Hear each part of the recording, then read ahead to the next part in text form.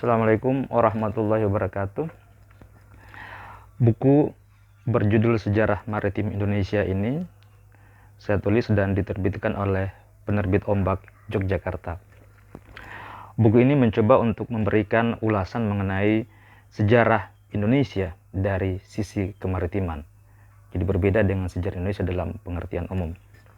Nah, membicarakan sejarah Indonesia tentu tidak dapat dilepaskan dari unsur kemaritiman. Betapa tidak, Indonesia adalah negara dengan laut yang sangat luas, yang di dalamnya ditaburi banyak pulau. Makanya kita menganut konsep archipelagic state atau negara maritim. Nah, untuk menjelaskan itu, buku ini diawali dengan pembahasan mengenai pengertian konsep ruang lingkup sejarah maritim. Yang kedua, buku ini berbicara mengenai teori Mahan, salah seorang ilmuwan yang cukup terkenal untuk menjelaskan bagaimana negara maritim.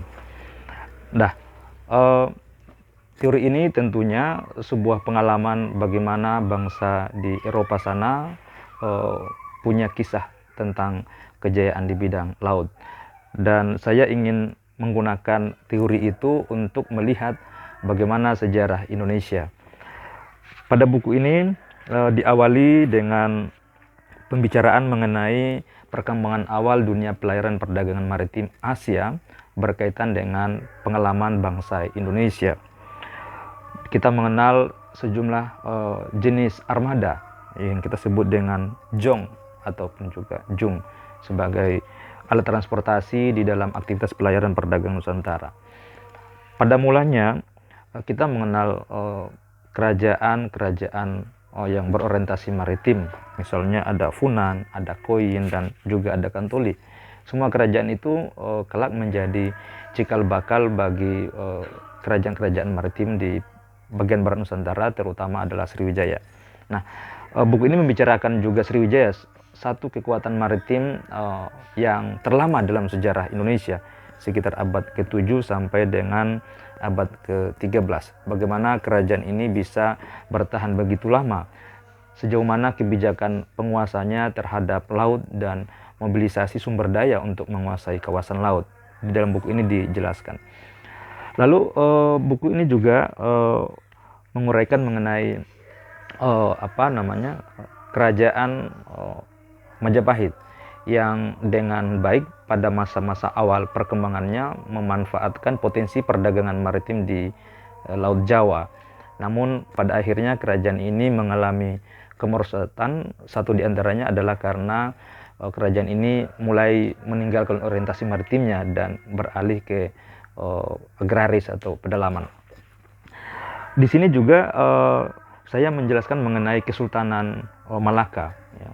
Pada prinsipnya bagaimana kerajaan ini lahir yang kemudian menjadi kesultanan dari proses dan dinamika pelayaran perdagangan maritim di Selat Malaka. Ini sangat penting oleh karena Malaka punya peran yang sangat penting di dalam memahami sejarah Asia Tenggara pada masa lalu. Di bab 7 buku ini saya mencoba untuk memberikan satu uraian bagaimana konsep mare clausum atau laut tertutup yang pernah dianut oleh bangsa Eropa berpengaruh terhadap jalannya sejarah Indonesia. Kita bisa menyaksikan kehadiran bangsa Portugis dan juga Spanyol di Indonesia. Lalu juga yang tidak kalah pentingnya, kalau tadi bangsa Eropa menganut prinsip mare clausum, tampak bahwa di dalam sejarah maritim kita di bagian timur Nusantara ada kerajaan kembar Guataloy atau yang biasa disebut dengan kerajaan Makassar. Pada beberapa abad yang lampau, ya, kerajaan ini menerapkan prinsip laut bebas atau kalau menggunakan konsep Eropa mare liberum. Bagaimana kerajaan ini bisa menegakkan prinsip ini di tengah desakan kepentingan dari berbagai macam kekuatan politik, baik tingkat lokal maupun kekuatan politik asing, terutama bangsa Eropa. Upaya untuk mempertahankan prinsip laut bebas inilah yang kelak mempengaruhi dinamika arus sejarah Sulawesi Selatan yang berpuncak ketika terjadi Perang Makassar. Lalu juga kita terus ke belahan timur Nusantara, kita akan bertemu dengan Kesultanan Ternate dan Tidore.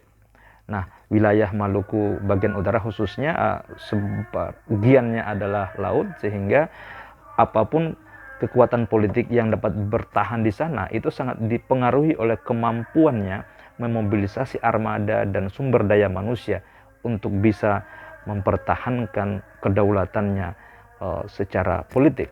Maka sejarahnya pasti akan selalu berkaitan dengan aspek kemaritiman. Pada bagian terakhir buku ini, penulis mencoba untuk membaca kembali sejauh mana relevansi teori Mahan tentang negara maritim. Apakah itu relevan dengan sejarah Indonesia berdasarkan pembahasan pada bab sebelumnya, ataukah kita justru punya satu model berdasarkan pengalaman sejarah kita sebagai kekuatan maritim selama berabad-abad lamanya. Buku ini mencoba untuk memberikan uraian terhadap itu semua. Terima kasih. Assalamualaikum warahmatullahi wabarakatuh.